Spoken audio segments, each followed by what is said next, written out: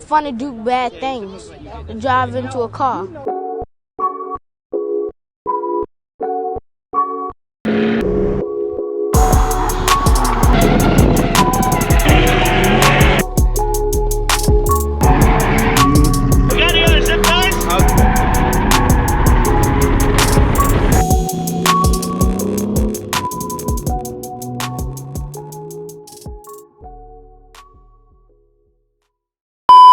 What's up guys, welcome back to the channel. Today we are working on the GS300 and we're going to be installing an automatic emulator with 3 resistors. So this is going to get rid of all the check engine lights and it's going to bring back VVTi because right now the car is in lit mode.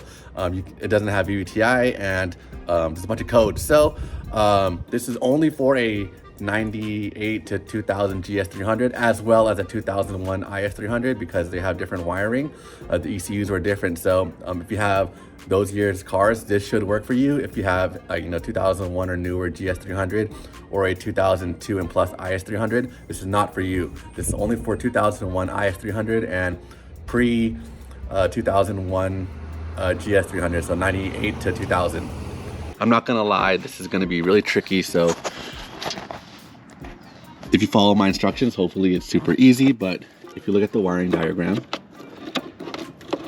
and I'm gonna add screenshots here. I don't have any wiring diagrams with me.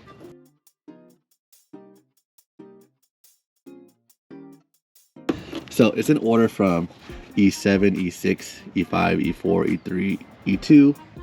And when you're looking at a plug, you're gonna look at it like this. So you look at it like this. This is gonna be E7.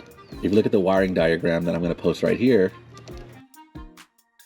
this one all the way on the right is gonna be E731. And so if you just want to make sure you line up everything, so count the holes. This has 3, 2, and 5. Look at the wiring diagram, make sure it's in the right orientation before you cut into anything. So basically there's a set of wires that you're going to tap into. So basically you're not going to cut the wires out completely. You're going to wire a wire from the emulator and tap it into one of the wires here. So you're not cutting it, you're just connecting it all 3 wires together. And then there's a bunch of other wires that you're going to cut, and then you're going to wire that wire directly straight to the ECU because it's going to replace that wire pretty much. And then there's going to be a bunch of wires that you're just going to cut and you're just going to eliminate. And then there's some wires that you're going to wire to the resistor. So we're going to start with the wires that you're going to tap into the ECU.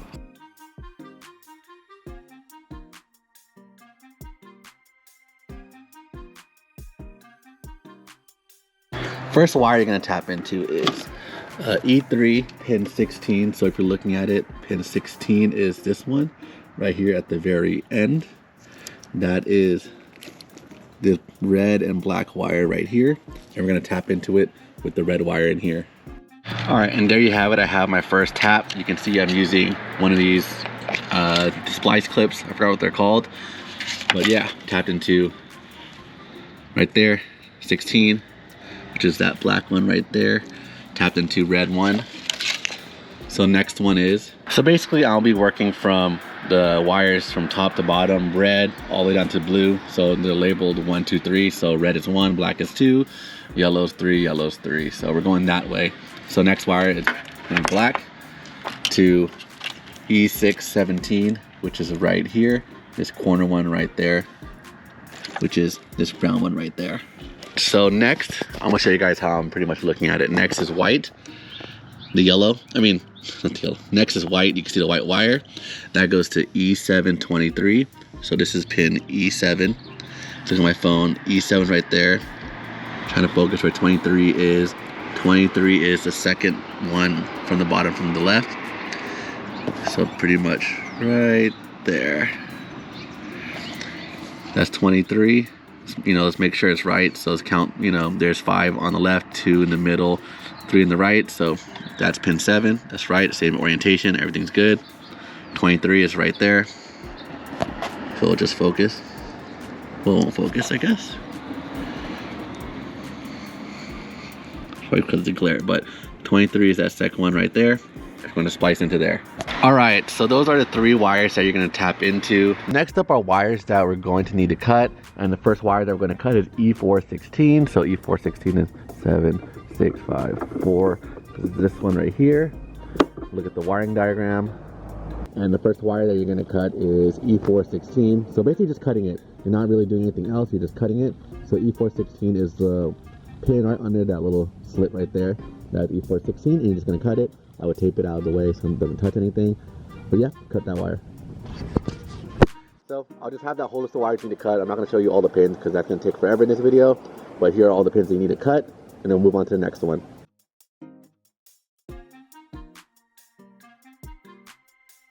The rest of the wires to the ECU. So basically we're not splicing into it. We're gonna cut the original wire and route this wire into the ECU.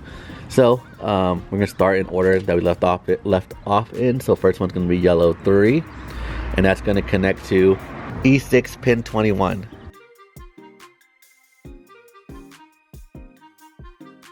All right, I have everything all wired up. The only thing I didn't wire was the resistors because I want to make sure this works first before I even cut any more wires. But yeah, we're gonna plug the battery in, start the car. If everything works, most of the check engine lights should be gone and the car should start. So let's give it a try.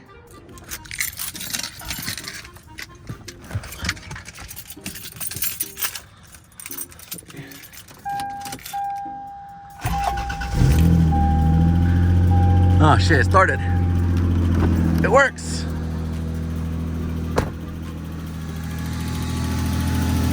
Hell yeah, the light's blinking.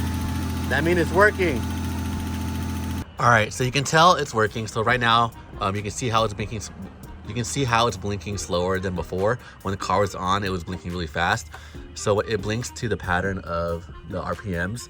And when the car is below 800 RPMs, it's gonna show that it's blinking at mode 1. So it's 1, pause, 1, pause. If I change it, it's gonna be 1, 2, pause, 1, 2, pause.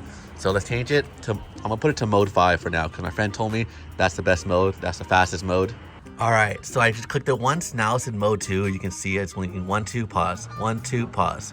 So we're gonna go until it goes 1, 2, 3, 4, 5, pause. All right, now you see, look at this pause, 1, 2, 3, 4, 5, pause. So that's mode 5. So that's how you know it's working. Everything's working, operate, I don't know the word for it. Everything's working. So now we're just gonna clean up the wiring because I did put a heat shrink, but I didn't heat it up yet. I just wanna make sure everything works. Make sure you cover all the open ends and yeah, clean up the wiring and then tuck it away. All right, to show that the codes are working or everything's working, we're plugging in the OBD2 scanner, and there's gonna be some codes left, but most of it should be gone. So let's read codes, store codes. Last time there was 10 codes. Now let's see. Manufacturing specific key.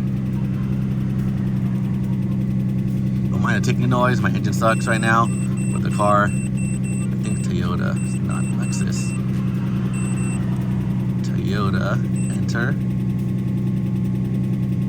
Yeah, only 3 codes. Hell yeah, that shit is working like a motherfucker. So we're going to be installing the resistors today. So basically you're going to be cutting 2 wires from the ECU. I think they're all from E5. So it's going to be like E5 pin 7 connected to E5 pin 13 on the other side. So I'll do it real quick. Here's a picture of where you need to cut and let's get to it.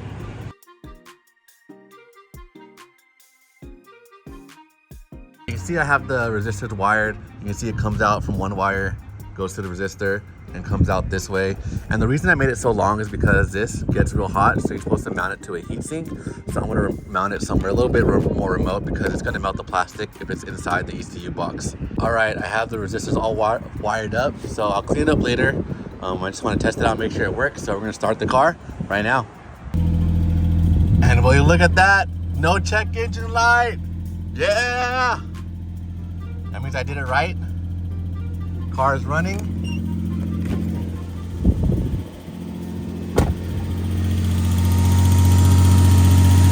Blinking right there. Resistor should be working because there's no check engine light. There should be no codes at all. And you can see there's no codes. So that's how you install an automatic emulator with resistors. All right, so everything works. So now we're gonna start cleaning things up. You can see how the wires are kind of organized, resistors, automatic emulator, and then the rest of the wires are right there. So basically I'm gonna double side this into the cap of the box. So I stuck it to right there in the cap of the ECU box. And we're just gonna close the lid. And and then this is gonna run outside the ECU to the heatsink that I'm gonna get, but that's for another time. But this is it. This is how you install an automatic emulator in ATEMU, ATEMU, whatever you want to call it. So this is how I have it routed. I'm gonna have the wires come out through here. I'm gonna drill a little hole so it sits flush, because right now the wires are just coming out the sides. And then this is gonna be screwed into a heatsink in a near future, as soon as I get one. But yeah, for now, this is it. I hope you guys enjoyed that video, because it was a little tedious, but now it works. I'm so happy I got that out of the way, because it's the scariest part about the swap, because I suck at wiring. I hate wiring, but I got it through. So if you follow this video, it should help you out, especially on a 1999 GS300. 2001 and up, it's going to be a different ECU. So this only works for a 98 to 2000 GS300 and a 2001 IS300. So thank you guys for watching. Don't forget to hit the subscribe button. I'll see you guys in the next one. Peace.